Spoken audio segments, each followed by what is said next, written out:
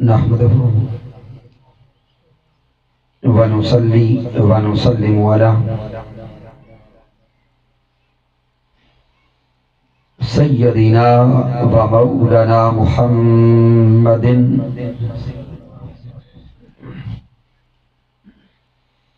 نبي الأمين المكين الكريم الرؤوف الرحيم. أما بعد فأعوذ بالله من الشيطان الرجيم. بسم الله الرحمن الرحيم. قال الله تبارك وتعالى في القرآن المجيد: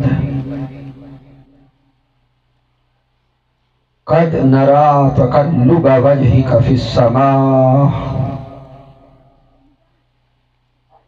فلنولينك قبلة ترضاها.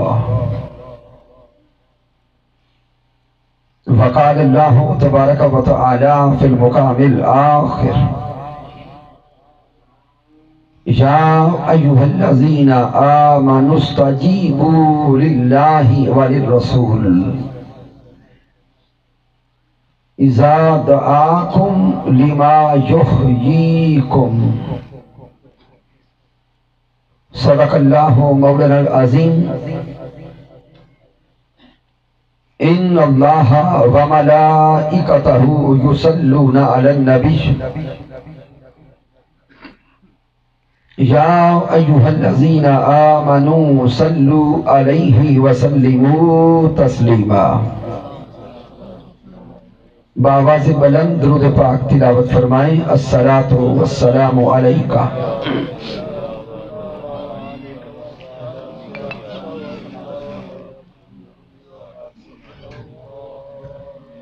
اللہ رب العزت کی توفیق سے اور تاجدار کائنات صلی اللہ علیہ وآلہ وسلم کے نعلین پاک کے تصدق سے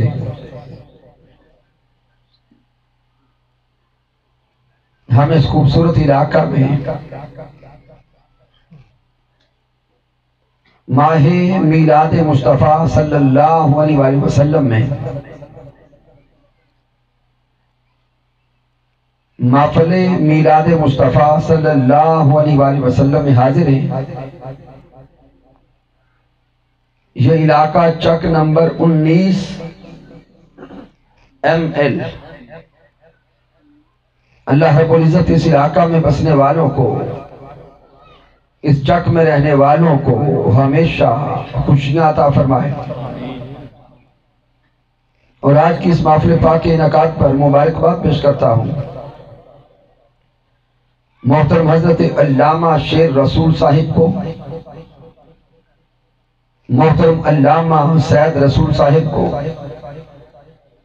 محترم ضیاء المصطفیٰ صاحب، تشریف لانے والے جمیع علماء کرام و مشائخ اعظام، جناب محترم حضرت علامہ محمد اعظم قادری صاحب، شاگرد رشید حضور شیخ الاسلام ڈاکٹر محمد طاہر القادری. اللہ رب العزت سب کی حاضری اور کاوش اپنی بارگاہ اقدس میں قبول فرمائے. سامعین، آج کی بزم کے لیے جس موضوع کو چنا ہے، کیونکہ جتنے احباب بھی بیٹھے ہیں با علم ہیں اور با شعور ہیں، اس لیے جس موضوع کو لے رہا ہوں وہ ایمانی بھی ہے اور اعتقادی بھی ہے. نماز اور مقام مصطفیٰ صلی اللہ علیہ وآلہ وسلم. قرآن مجید فرقان حمید کی 2 آیات بینات تلاوت کرنے کا شرف حاصل ہوا. پہلی آیت مبارکہ یہ سورۃ البقرہ ہے اور آیت نمبر 144 کا ابتدائی حصہ ہے، جہاں تحویل قبلہ کا بیان رب کائنات نے فرمایا. واقعہ یوں ہے کہ آقا علیہ السلام نے مکہ سے مدینہ ہجرت فرمائی اور مدینہ طیبہ میں آ کر کم و بیش 17 مہینے آپ نے بیت المقدس کی طرف رخ انور کر کے نمازیں ادا کی۔ اب چونکہ مدینہ طیبہ میں اور مدینہ کے گرد و نواح میں اہل کتاب بھی رہتے تھے، تو بعض اہل کتاب نے یہ تانے دیے کہ یوں تو اپنے الگ دین کی بات کرتے ہیں، اپنی الگ شریعت کی بات کرتے ہیں، لیکن نمازیں ہمارے قبلہ کی طرف چہرہ کر کے پڑھتے ہیں۔ اب جب اہل کتاب نے یہ جملے بولے تو محبوب علیہ السلام کے قلب اطہر نے چاہا کہ قبلہ بیت المقدس سے ہٹا کر کعبۃ اللہ کو بنایا جائے۔ قبلہ کس کو بنایا جائے؟ اگر بات سمجھ آ رہی ہے تو تھوڑا آپ بھی بولیں۔ قبلہ بیت اللہ شریف کو بنایا جائے، کعبہ پاک کو بنایا جائے۔ اب یہ جستجو تھی محبوب علیہ السلام کی، اور میرے محبوب علیہ السلام مسجد قبلتین میں ہیں۔ مسجد ساتھ بولیں تھوڑا تاکہ آپ کو بھی یاد ہوتا جائے۔ آقا علیہ السلام مسجد قبلتین میں ہیں۔ قبلتین مراد 2 قبلوں والی مسجد۔ آقا نماز ادا فرما رہے ہیں، جماعت ہو رہی ہے، صحابہ میرے محبوب کے پیچھے با جماعت نماز ادا کر رہے ہیں۔ دوران نماز محبوب علیہ السلام نے اپنا رخ انور آسمانوں کی طرف اٹھایا۔ دوران نماز میرے آقا نے چہرہ انور آسمانوں کی طرف اٹھایا۔ ادھر میرے حبیب رخ انور آسمانوں کی طرف اٹھا رہے تھے۔ رب کائنات نے جبرائیل علیہ السلام کو بھیجا، اور جبرائیل علیہ السلام کو بھیج کے اپنا پیغام بھیجا۔ کیا جبرائیل میرے سونے مصطفیٰ کو میرا پیغام پہنچا دیں۔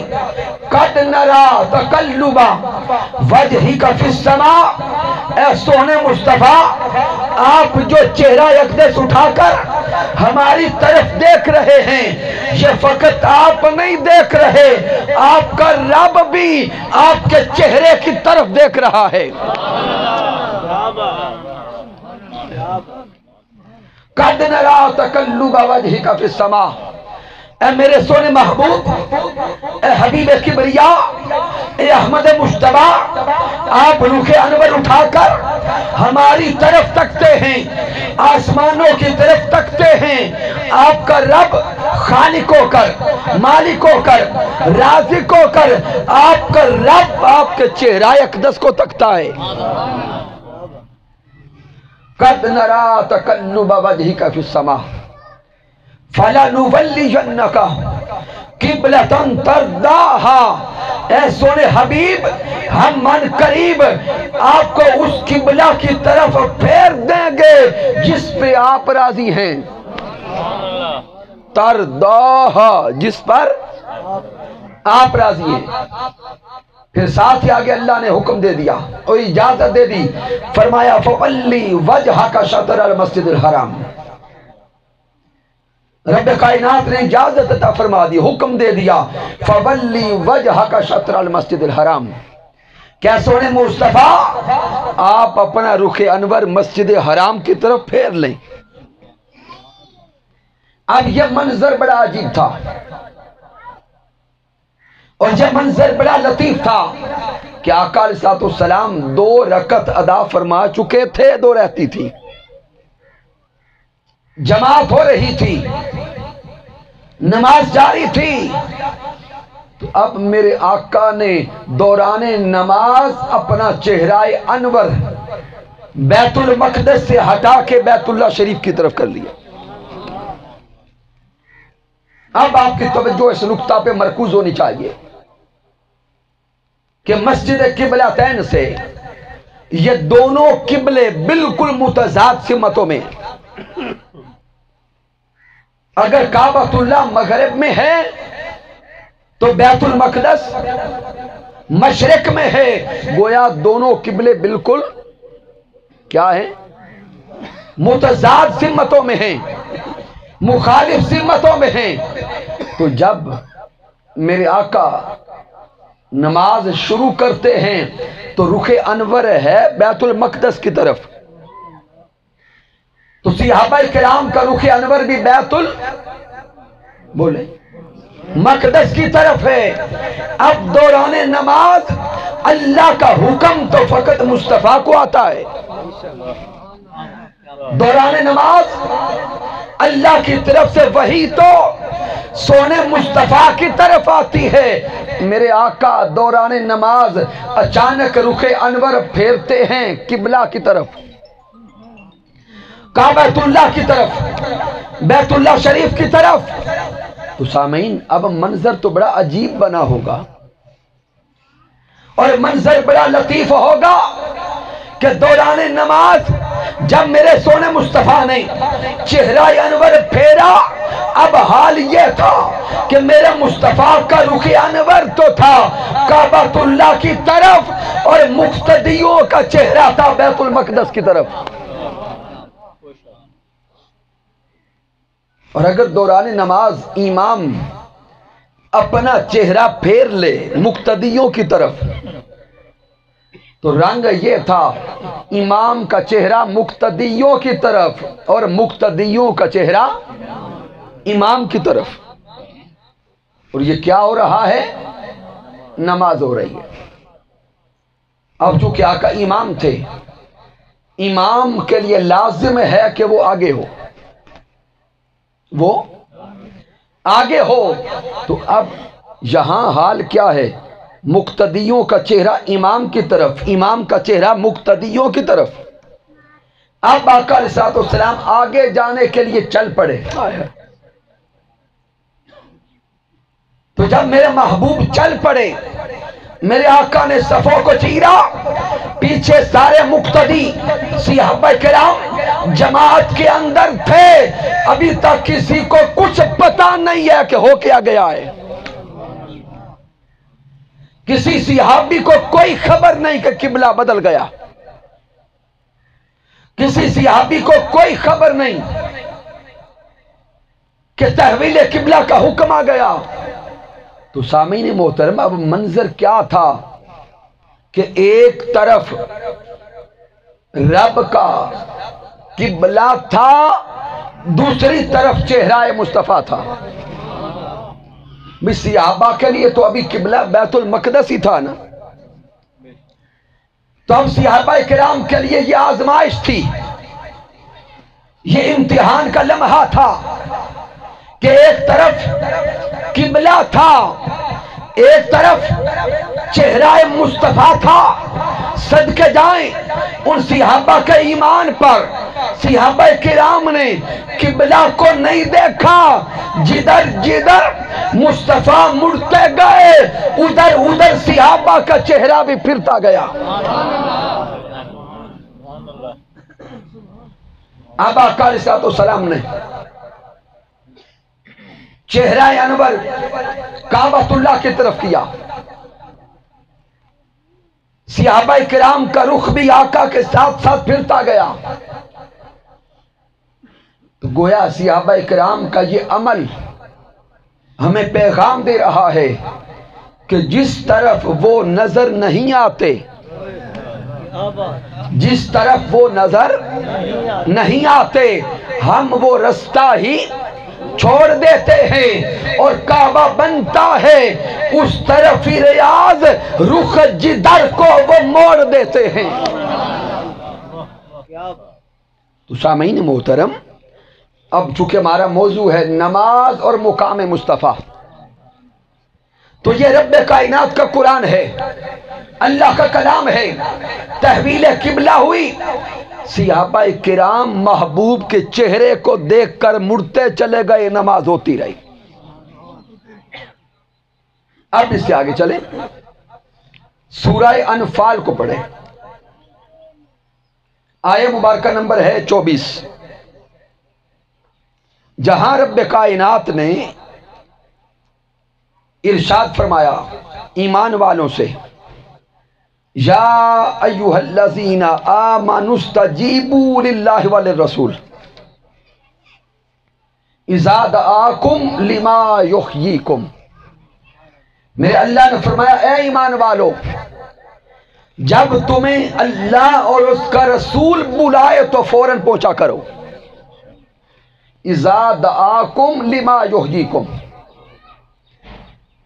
اے ایمان والو جب تمہارے پاس اللہ کا بلاوا آئے اور اللہ کے رسول کا بلاوا آئے، پھر لبیک کہنے میں، پھر پہنچنے میں دیر نہ کیا کرو،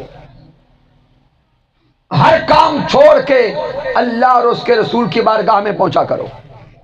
یہاں پہ جو پہلا نقطہ ہے سمجھنے والا، یا ایھا الذین آمنوا استجیبوا للہ وللرسول، اللہ کا بلاوا کیا ہے؟ اللہ کا بلاوا کیا ہے؟ سامعین محترم، اللہ کی دعوت، اللہ کا بلاوا، کیا اللہ رب العزت آواز دے کے ہمیں خود بلاتا ہے؟ اونچا بولیں، نہیں۔ محترم علامہ مظہر صاحب تشریف لائے، ہم آپ کو نعرہ تکبیر، نعرہ رسالت، عظمت مصطفیٰ، مرحبا مرحبا۔ تو سامعین، جہاں رب کائنات فرما رہا ہے کہ اللہ اور اس کے رسول کے بلاوے پہ پہنچا کرو، تو اب ذہن سوال کرتا ہے کہ اللہ کا بلاوا کیا ہے؟ کیا رب کائنات میں براہ راست خود بلا رہا ہے؟ تو کس کس نے اللہ کی آواز کو سنا ہے براہ راست؟ تو جب اللہ کا کلام ہمارے ساتھ براہ راست نہیں ہے تو جو اللہ فرماتے کہ اللہ کے بلاوے پہ پہنچا کرو، پھر وہ اللہ کا بلاوا کیا ہے؟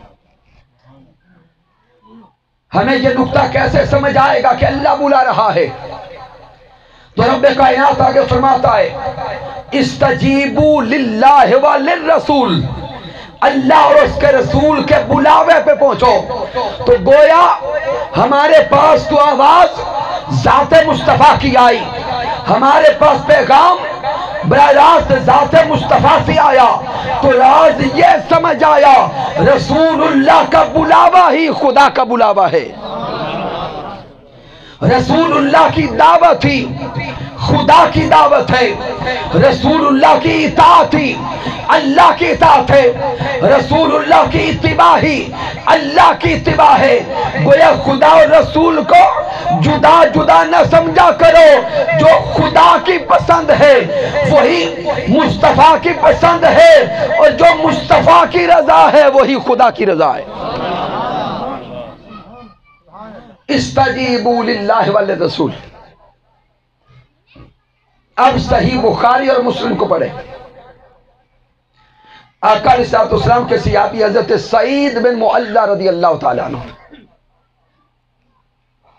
راوی ہیں حضرت ابو سعید رضی اللہ تعالیٰ عنہ، حضرت ابی ہریرہ رضی اللہ تعالیٰ عنہ بھی روایت کرتے ہیں کہ آقا علیہ السلام نے ایک دن حضرت سعید بن معلہ رضی اللہ تعالیٰ عنہ کو آواز دی، اور آپ نماز پڑھ رہے تھے۔ کیا کر رہے تھے؟ فرض نماز ادا کر رہے تھے۔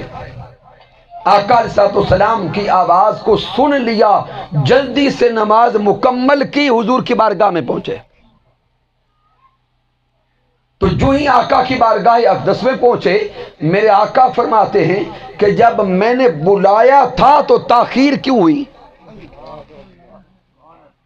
حالانکہ فوراً وہ رکعتیں مکمل کی اور آقا کی بارگاہ میں گئے۔ تو صحابی عرض کرتے ہیں سونے آقا میں رب کی نماز میں تھا، میں نماز ادا کر رہا تھا، تو حضور میں نے فوراً اپنی رکعتیں مکمل کی، آپ کی بارگاہ میں آیا۔ میرے سونے مصطفیٰ اپنی ان صحابہ کو یہ آیت پڑھ کے سناتے ہیں یا ایھا الذین آمنوا استجیبوا للہ وللرسول اذا دعاکم لما یحییکم۔ میرے آقا فرماتے ہیں اے صحابہ کیا اللہ کا یہ کلام نہیں سنا؟ کیا یہ اللہ کا حکم نہیں سنا؟ کہ کیا رب کائنات کا یہ امر نہیں پہنچا کہ جب تمہارے پاس اللہ اور اس کے رسول کا پیغام پہنچ جائے، بلاوا پہنچ جائے، جس کام میں بھی ہو سب کاموں کو چھوڑ کر در مصطفیٰ پہ پہنچا کرو۔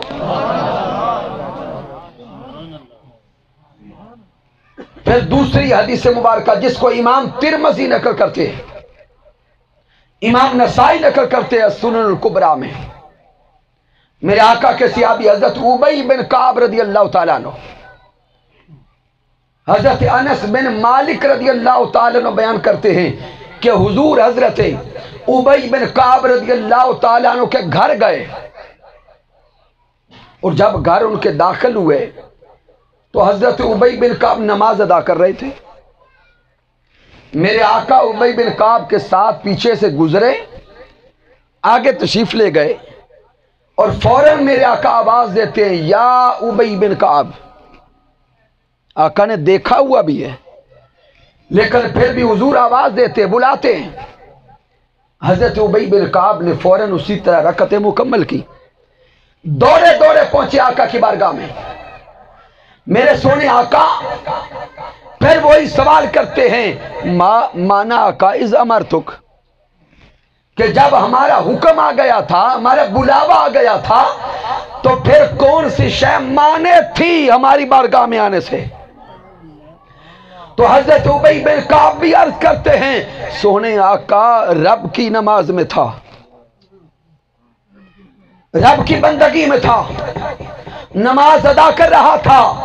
میرے آقا نے یہاں پر بھی یہی آیت پڑھی یا ایھا الذین آمنوا استجیبوا للہ وللرسول اذا دعاکم لما یحییکم۔ آقا فرماتے ہیں ابی بن کعب کیا اللہ کا یہ کلام تم تک نہیں پہنچا کہ جب رسول اللہ کا بلاوا جائے سارے کام چھوڑ کے رسول کی بارگاہ میں پہنچا کرو؟ تو میرے آقا نے حکم دے دیا کہ جب بھی رسول کا بلاوا آئے تم جس حال میں بھی ہو ہر کام کو چھوڑ کے رسول اللہ کی بارگاہ میں پہنچا کرو۔ یہاں پہ امام شافعی رحمت اللہ تعالی علیہ کا فتویٰ ہے، حضرت امام آلوسی بیان کرتے ہیں،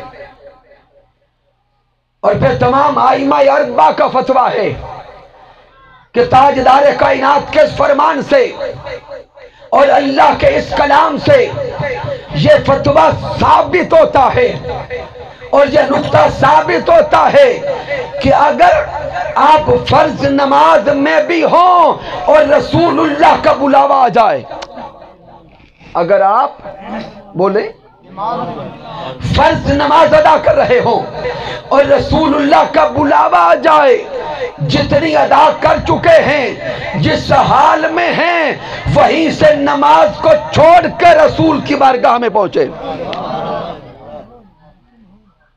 اور ہمارا عقیدہ کیا ہے جو اسلاف کا عقیدہ ہے؟ امام شافعی رحمت اللہ تعالی علیہ بیان کرتے ہیں حضور شیخ الاسلام ڈاکٹر محمد طاہر القادری مدث اللہ والی بیان فرماتے ہیں کہ اگر آپ نماز میں ہیں اور رسول اللہ کا بلاوا آیا ہے، نماز جہاں پر ہے وہیں سے چھوڑ کر آقا کی بارگاہ میں چلے جائیں۔ پیارے آقا علیہ السلام آپ کو اپنے کسی کام بھیجیں، آپ حضور کا کام کرنے جائیں، بازار جائیں، سودا سلف لینے جائیں، تو اب سامعین غور کریں نا، پہلے تو نماز چھوڑ کے آقا کی بارگاہ میں گئے تو بندے کا چہرہ قبلہ سے بدلا یا نہیں بدلا؟ تبدیل ہو گیا۔ پھر حضور بھیجے کسی کام اور آپ کام کرنے جائیں، سبزی لانی ہے، سودا لانا ہے، گھر کا کام کاج کرنا ہے، تو اب جب گلی میں آئے جائیں گے جس سے کوئی لین دین کریں گے اس سے بات کریں گے یا نہیں کریں گے؟ گلیاں بھی گزر رہے ہیں، باتیں بھی کر رہے ہیں، لیکن آئمہ لکھتے ہیں کہ جب وہ سارا کام مکمل کر کے واپس لوٹیں، حضور کا کام مکمل ہو جائے تو واپس آ کر جہاں سے نماز چھوڑی تھی وہیں سے شروع کر لیں۔ آپ نماز کے اندر ہیں، نماز ٹوٹی نہیں ہے۔ آپ کی نماز ٹوٹی نہیں ہے۔ ارے کیوں؟ اس لیے کہ نماز ٹوٹتی ہے غیر اللہ کی طرف جانے سے، نماز ٹوٹتی ہے غیر اللہ کا دھیان آنے سے۔ ارے ادھر یہ ذات مصطفیٰ ہیں جن کو دیکھنے سے نماز بنتی ہے، جن کو دیکھنے سے نماز بنتی ہے۔ اس لیے کہ آپ نے نماز میں دھیان غیر اللہ کی طرف نہیں کیا، گلیاں چلتے رہے، دوسروں سے باتیں کرتے رہے، چونکہ حکم رسول اللہ کا تھا اس لیے نماز بھی ہوتی رہی، رسول کی خدمت بھی ہوتی رہی۔ یہ قرآن مجید میں رب کائنات کا اپنا حکم ہے۔ تو راز یہ کھلا کہ رسول اللہ صلی اللہ علیہ وسلم کا مقام و مرتبہ اس کائنات میں ہر عمل سے افضل ہے۔ اب جہاں پر 2 یا 3 حدیث مبارکہ دیتا ہوں جس سے یہ نقطہ بالکل واضح ہو کر آپ کے قلوب میں اتر جائے گا۔ حدیث مبارکہ متفق علیہ ہے، امام بخاری صحیح بخاری میں لائے، امام مسلم صحیح مسلم میں لائے۔ راوی ہے حضرت سہل بن سعد ساعدی رضی اللہ تعالیٰ عنہ کہ میرے آقا علیہ السلام نے نماز ظہر مسجد نبوی میں ادا فرمائی، اور قبیلہ عمر بن عوف جو مدینہ طیبہ سے قریب یہ قبیلہ تھا، وہاں کچھ خاندانوں میں رنجش تھی، میرے آقا صلح کروانے گئے، آقا تشریف لے گئے، وہاں پہ ان کی باتیں سنتے، معاملہ فائنل کرتے، طے کرتے وقت لگ گیا، پیچھے نماز عصر کا وقت ہو گیا، اور حضور کے ساتھ صرف چند صحابہ تھے، باقی سارے صحابہ مدینہ طیبہ میں تھے۔ جب نماز عصر کا وقت ہوا، حضرت بلال حبشی رضی اللہ تعالیٰ عنہ نے نماز عصر کے لیے آذان دی، اور حضرت ابو بکر الصدیق رضی اللہ تعالیٰ عنہ سے کہنے لگے کہ آپ جماعت کروا دیں، لیکن حضرت صدیق اکبر عرض کرتے ہیں کہ مجھ میں ہمت نہیں کہ حضور کے مقام پہ کھڑے ہو کے جماعت کرواؤں۔ سب صحابہ بیٹھ گئے کہ حضور کا انتظار کرتے ہیں، لیکن آقا علیہ السلام تشریف نہیں لائے، یہاں تک کہ نماز عصر کے قضا ہونے کا وقت قریب ہو گیا۔ اب صحابہ پھر حضرت صدیق اکبر سے عرض کرتے ہیں کہ آپ جماعت کروا دیں، کہیں ایسا نہ ہو کہ نماز ضائع ہو جائے۔ تو حضرت صدیق اکبر مان گئے، حضرت بلال حبشی رضی اللہ تعالیٰ عنہ نے اقامت کہی، اور حضرت ابو بکر صدیق رضی اللہ تعالیٰ عنہ مصلی امامت پہ کھڑے ہو گئے، لیکن وہاں کھڑے نہیں ہوئے جہاں میرے آقا کھڑے ہوتے تھے، اس سے پیچھے کھڑے ہوئے، اور اتنا پیچھے کھڑے ہوئے کہ جب سجدہ میں سر جائے، پیشانی جائے، تو اپنا سر وہاں ہو جہاں حضور کے قدم ہوتے۔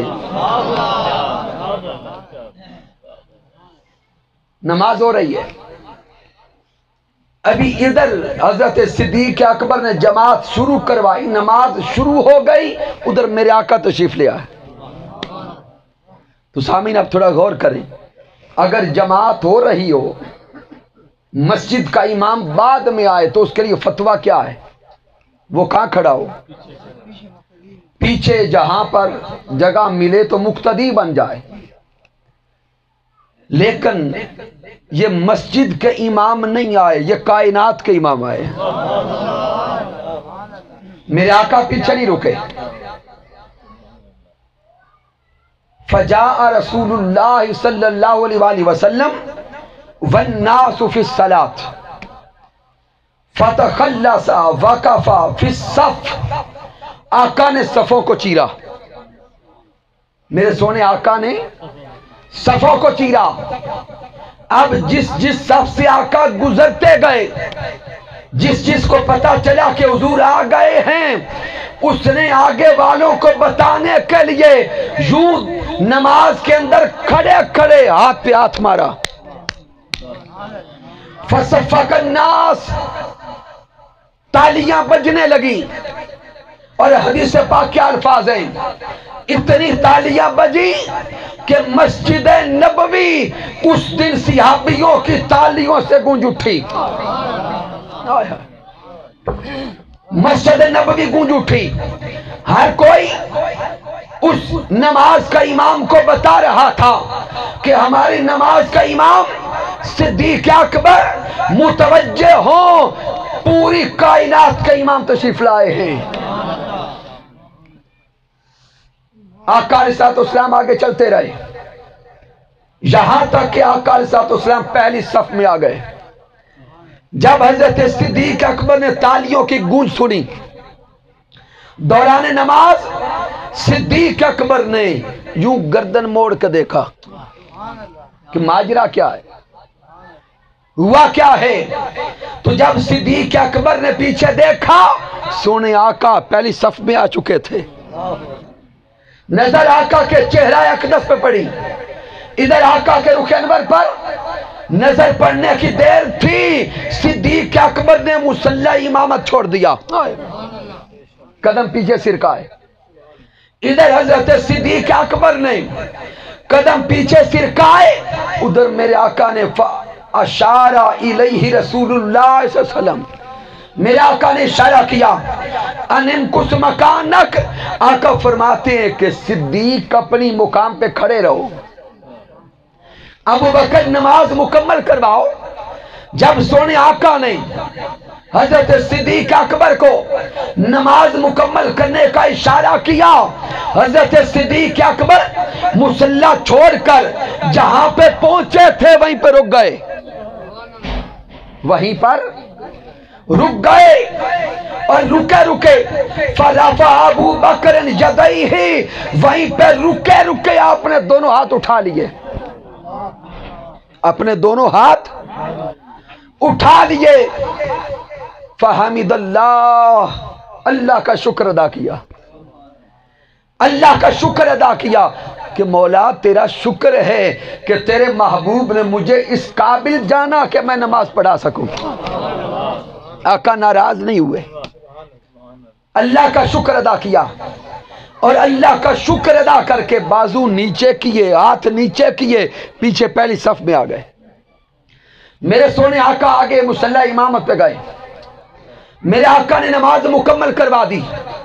جب نماز مکمل ہو گئی، میرے سونے مصطفیٰ حضرت صدیق اکبر کی طرف متوجہ ہو کے فرماتے ہیں، یا ابا بکر ما منعک ان تثبت اذ امرتک، آقا فرماتے ہیں ابو بکر جب ہم نے حکم دیا تھا کہ نماز مکمل کرواؤ تو پھر روکا کس شے نے تھا؟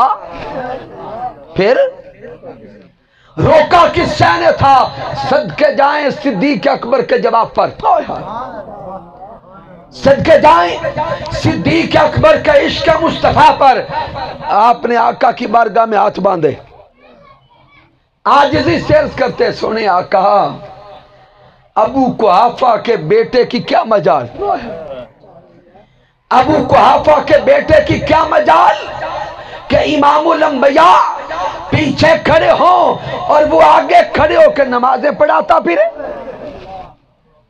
اب سامعین محترم یہاں پر بھی تھوڑا رک کے سوچئے گا، روایت بخاری و مسلم کی ہے، دوران نماز میرے آقا نے صفوں کو بھی چیرا، دوران نماز نمازیوں نے تالیاں بھی بجائیں، دوران نماز صدیق اکبر نے ہاتھ بھی اٹھائے، اللہ کی حمد بھی کی، اللہ کا شکر ادا کیا، پیچھے مصلی پہ آئے، آقا آگے گئے، نماز مکمل ہو گئی۔ تو سامعین سوچو تو صحیح، کیا ایسے نماز ہو جاتی ہے؟ کیا ایسے نماز رہتی ہے؟ لیکن آج 1400-1500 سال گزر گئے، کوئی ایسا مفتی پیدا نہیں ہوا جس نے لکھا ہو کہ صحابہ کی نماز چھوٹ گئی۔ خلاصہ آگے دیتا ہوں اور آگے چلیں۔ حضرت انس بن مالک رضی اللہ تعالیٰ عنہ راوی ہے، اور یہ حدیث مبارکہ بھی متفق علیہ ہے، بخاری و مسلم کی ہے۔ امام نسائی اس کو سنن میں نقل کرتے ہیں، امام احمد بن حنبل المسند میں نقل کرتے ہیں کہ آقا علیہ السلام کے وصال کے دن قریب آ گئے۔ میرے آقا مرض الوصال میں ہیں، 3 دن بیت گئے، میرے آقا اپنے حجرہ اقدس سے باہر تشریف نہیں لائے۔ وہ دیوان گانے مصطفیٰ، حضور کے وہ صحابہ جو دن رات حضور کا دیدار کرتے تھے، اب 3 دن بیت گئے، رخ انور نظر نہیں آیا۔ حضرت انس بن مالک رضی اللہ تعالیٰ عنہ بیان کرتے ہیں کہ ادھر تیسرا دن ہے، پیر کا دن، نماز فجر کا وقت ہے، حضرت صدیق اکبر جماعت کروا رہے ہیں، نماز ہو رہی ہے، ادھر جماعت شروع ہے، ادھر میرے آقا کی طبیعت میں آفاقہ محسوس ہوا۔ میرے آقا نے چاہا کہ میں اپنے دیوانوں کو دیکھوں تو صحیح کہ وہ میرے یار کے پیچھے کھڑے ہو کے نمازیں کیسے ادا کرتے۔ نماز فجر کا وقت، پیر کا دن، نماز شروع ہے، میرے سونے آقا علیہ السلام نے اپنے حجرہ اقدس سے پردہ ہٹا دیا۔ سونے آقا نے حجرہ اقدس سے پردہ ہٹا دیا۔ ادھر پردہ ہٹانے کی دیر تھی، حضرت انس بن مالک بیان کرتے ہیں، ینظر الینا وہو قائم، حضور اپنے دروازے میں کھڑی ہو کے ہمیں دیکھنے لگ گئے۔ سونے آقا کی نظریں ہماری طرف تھی، حضور ہمیں دیکھ رہے تھے، کأن وجہہ ورقۃ مصحف، اور ہمیں نماز کے اندر یوں لگا جیسے کھلا ہوا قرآن ہماری آنکھوں کے سامنے آ گیا۔ کأن وجہہ ورقۃ مصحف، انس بن مالک کہتے ہیں ہمیں یوں لگا کہ جیسے قرآن کا ورق ہماری آنکھوں کے سامنے ہے، قرآن کا ورق ہماری آنکھوں کے سامنے ہے۔ ثم تبسم، پھر آقا مسکرائے، پھر سونے آقا مسکرائے۔ صحابہ بیان کرتے ہیں فہممنا ان نفتتنا من الفرح برؤیت النبی، صحابہ کہتے ہیں کہ آقا مسکرا رہے تھے، حضور کا چہرہ ہمیں کھلے قرآن کی مانند لگ رہا تھا۔ صحابہ کہتے قریب تھا کہ حضور کے دیدار میں مست ہو کر ہم نمازیں توڑ دیتے۔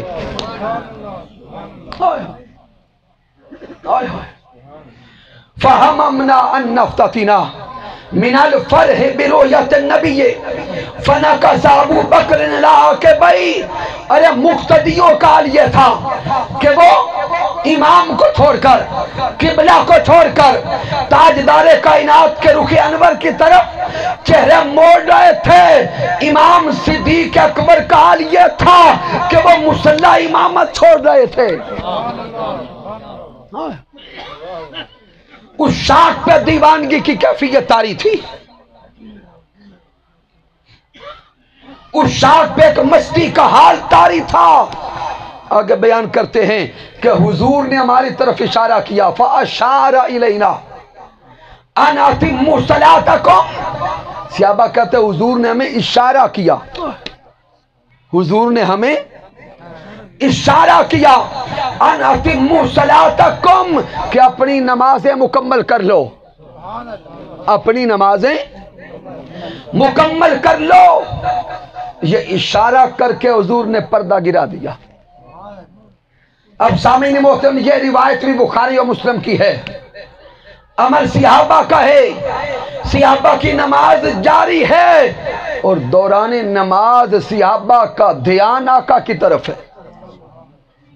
تو اب تھوڑا غور تو کریں، آج اگر نماز میں ہمارا دھیان کسی اور طرف ہو جائے، چہرے مڑ جائیں، گردن مڑ جائے، تو کیا ہماری نماز رہتی ہے؟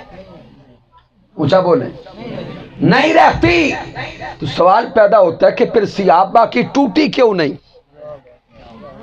آج دوران نماز اگر ہم گردن موڑیں ہماری رہتی نہیں ہے۔ صحابہ نماز کے دوران گردنیں بھی پھر رہے ہیں، دوران نماز ہاتھ بھی اٹھا رہے ہیں، دوران نماز دھیان بھی بدل رہے ہیں۔ ہماری رہتی نہیں، صحابہ کی ٹوٹی نہیں۔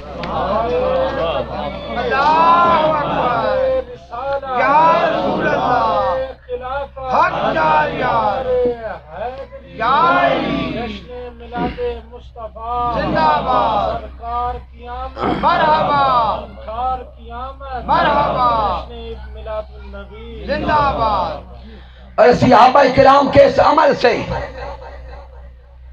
قرآن مجید کی تعلیمات سے، احادیث نبوی سے یہ پیغام مل رہا ہے کہ صحابہ کرام کا حال یہ تھا کہ صحابہ نماز تو خدا کی پڑھتے تھے، دیدار محمد مصطفیٰ کا کرتے تھے۔ نماز تو اونچا بولے، نماز تو رب کی تھی، دیدار محمد مصطفیٰ کا تھا۔ اسی لیے حکیم الامت حضرت علامہ محمد اقبال رحمت اللہ تعالی نے فرمایا کہ ازاں ازل سے تیرے عشق کا ترانہ بنی، ازاں ازل سے تیرے عشق کا ترانہ بنی، نماز اس کے نظارے کا ایک بہانہ بنی، ادائے دید سراپا نیاز تھی تیری، سونے کو دیکھتے رہنا نماز تھی تیری۔ آقا کو دیکھتے رہنا نماز تھی تیری۔ اور میری زندگی بھی عجیب ہے، میری بندگی بھی عجیب ہے، میری زندگی بھی عجیب ہے، میری بندگی بھی عجیب ہے کہ جہاں مل گیا تیرا نقش پا وہی میں نے کعبہ بنا لیا۔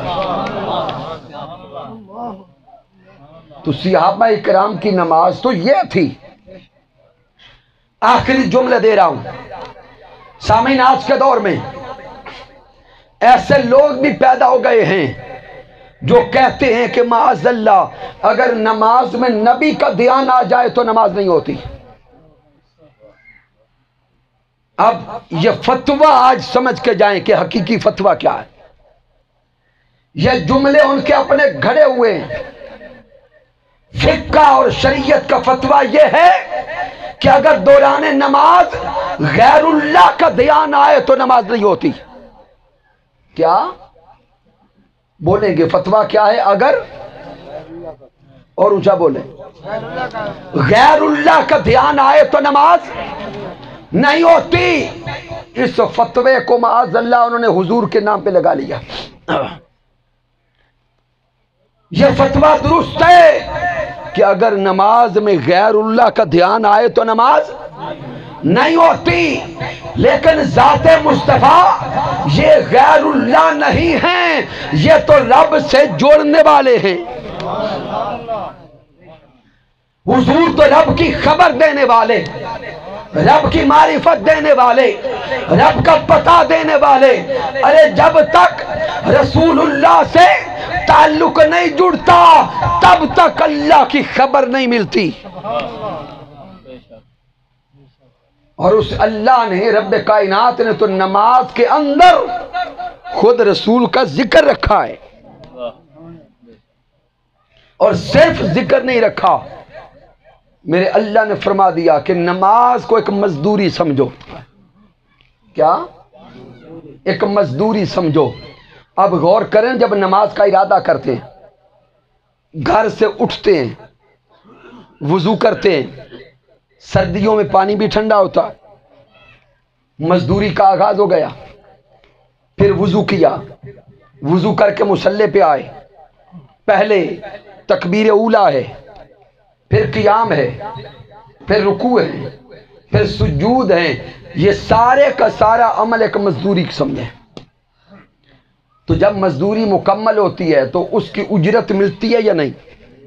اونچا بولیں، یہاں کے مزدور نہیں لیتے تو آپ چپ کیوں ہیں؟ جب مزدوری مکمل ہوتی ہے تو مزدور کو اجرت ملتی ہے۔ ارے ادھر نماز کو بھی مزدوری کے طور پہ اگر سمجھیں تو پہلے بستر سے اٹھنا، پھر وضو کرنا، پھر مصلی پہ آنا، پھر پہلے قیام، رکوع، سجود، یہ جب مزدوری تکمیل کی طرف جاتی ہے اب بندہ رب کی بارگاہ میں کہتا ہے مولا مزدوری ہو گئی، اجرت دے۔ اجرت کیا ہے؟ اللہ کی رضا۔ اس مزدوری کا اجر کیا ہے؟ اللہ کی رضا۔ اب بندہ عرض کرتا ہے مولا اپنی رضا عطا کر۔ رب کائنات فرماتا ہے اگر اجرت لینا چاہتے ہو تو کیا کرو؟ ادب سے بیٹھو۔ التحیات کیا ہے؟ ادب سے بیٹھو اور میری بارگاہ سے کچھ مانگو۔ اب بندے نے مانگنا شروع کیا، التحیات للہ والصلوات والطیبات۔ اب بندہ عاجز بن کر، نکما بن کر، انکساری کے ساتھ کہتے ہیں مولا التحیات للہ والصلوات والطیبات، مولا میری نمازیں تیرے لیے، میری بندگی تیرے لیے، میرا ہر عمل تیرے لیے۔ رب کائنات فرماتا ہے تو میرے لیے لیکن اجر تب دوں گا پہلے میرے یار کو راضی کرو، پہلے میرے یار کو راضی کرو۔ مولا کیا کریں؟ رب فرماتا ہے نماز تو میری ہے، اس نماز کے اندر جب اس کا اجر لینے لگے ہو میرے یار پہ سلام بھیجو، میرے حبیب پہ سلام بھیجو۔ تو سلام بھیجا، السلام علیکہ، السلام علیکہ ایھا النبی۔ اب بندہ ہاتھ جوڑ کے عرض کرتا ہے سونے نبی آپ پہ سلام، میرے حبیب آپ پہ سلام، کائنات کے والی آپ پہ سلام، کائنات کے آقا آپ پہ سلام، کائنات کے مولا آپ پہ سلام۔ ارے دیکھتے جاؤ نماز تو خدا کی ہے، اس میں سلام محمد مصطفیٰ کا ہے۔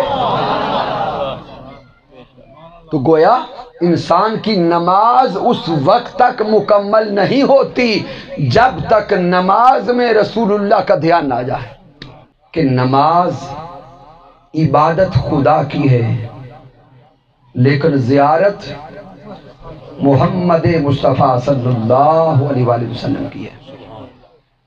جب تک نماز میں رسول اللہ صلی اللہ علیہ وآلہ وسلم کا دھیان نہیں آتا ہمارا ایمان ہے کہ اس وقت تک ہماری نماز مکمل نہیں ہوتی۔